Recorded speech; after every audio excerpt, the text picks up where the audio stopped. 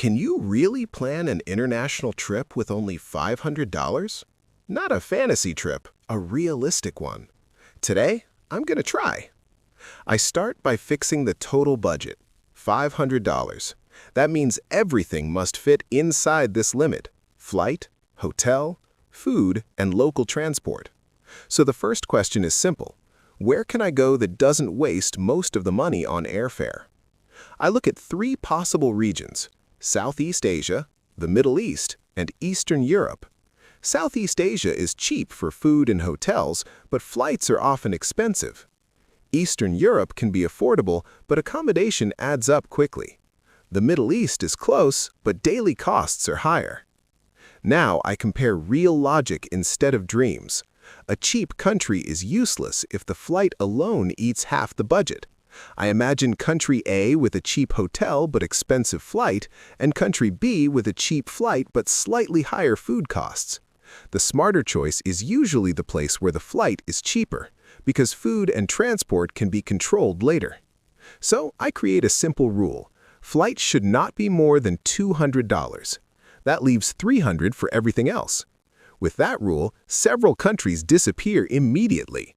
Some destinations look attractive, but they fail the flight test. Next, I calculate daily living costs. If I travel for 5 days, I can spend about $60 per day. That includes hotel, food, and transport. This means no luxury hotels, no expensive restaurants, and no long-distance taxis.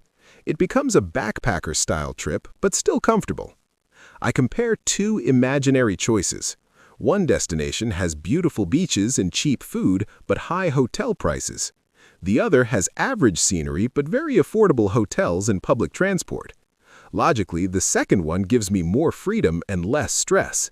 This is how real planning works, not choosing the most famous place, but the most balanced one. After filtering by flight price and daily budget, one destination clearly wins. It is not the most famous country, but it fits the numbers. With $200 for flight and $300 for 5 days, I can afford a simple hotel, local meals, and city transport without panic. But this plan is not perfect. There are sacrifices. I won't stay in luxury hotels. I won't eat in tourist restaurants every night. I won't travel between many cities. This is a slow trip focused on one area. The biggest risk is unexpected costs. Airport transport, baggage fees, or higher food prices can break the budget. That's why I always keep at least $30 as emergency money. Planning without a buffer is planning to fail. So, what did I learn? A $500 international trip is possible, but only if you plan with logic instead of emotion. The smartest trip is not the most beautiful one. It is the one that fits your money and your limits. In my next video, I will try the same challenge again, but this time with only $300, and we'll see if it is still realistic.